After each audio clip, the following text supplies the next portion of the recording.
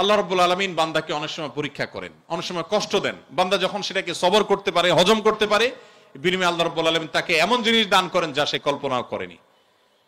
একটি আমল আছে যে আমলের বিনিময়ে আল্লাহ তাআলা দিবেন ব্ল্যাঙ্ক চেক দিয়ে বিনিময় দেওয়ার মতো করে, হিসেব ছাড়া। একটি মাত্র আমল আছে, আর কোনো আমল নাই। যে আমল সম্পর্কে আল্লাহ রাব্বুল আলামিন কোরআনে কারিমে বলেছেন যে এই আমলটি করলে দুনিয়াতে কোনো কাজের বিনিময় যেরকম ব্ল্যাঙ্ক চেক দিয়ে দিলে আমরা মনে করি যে ফিগার তার মতো বসা নিতে পারবে, সবচাইতে বড় অ্যামাউন্টটা সে বসাতে পারবে, ঠিক একইভাবে একটি আমল করলে কিয়ামতের ময়দানে বান্দাকে আল্লাহ তাআলা হিসেব করে করে কয় ওয়াক্ত নামাজ পড়েছো, কয়টা রোজা রেখেছো, কয় টাকা দান করেছো, কয়বার কোরআন তেলাওয়াত করেছো, কয়বার তাসবিহ করেছো, এভাবে হিসেব করে করে আল্লাহ তাআলা দিবেন না। আল্লাহ তাআলা থোক ব্ল্যাঙ্ক চেকের মতো হিসেব ছাড়া দিয়ে দিবেন একটা আমলের বিনিময়ে। সে আমলটা কি?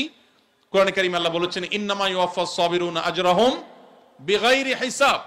যারা তাদের জীবনে ধৈর্যশীল হিসেবে নিজেদেরকে প্রমাণ করতে পেরেছে। ইবাদত করতেও ধৈর্যের প্রয়োজন হয়, অপরাধ এবং পাপের পথ না মাড়ানোর জন্য ধৈর্যের সংযমের প্রয়োজন হয়, আর বিপদ আপদে কষ্টে তো নিজেকে ধৈর্যশীল রাখতেই হয়। এই ধৈর্য যদি কেউ ধরতে পারে, নবী কোরআনে কারিমে আল্লাহ তাআলা বলেছেন ইন্নামা ইউওয়াফাস সাবিরুনা আজরাহুম বিগাইরি হিসাব। ধৈর্যশীলদের বিনিময়ে আল্লাহ তাআলা দিবেন হিসেব ছাড়া, ব্ল্যাঙ্ক চেকের মতো।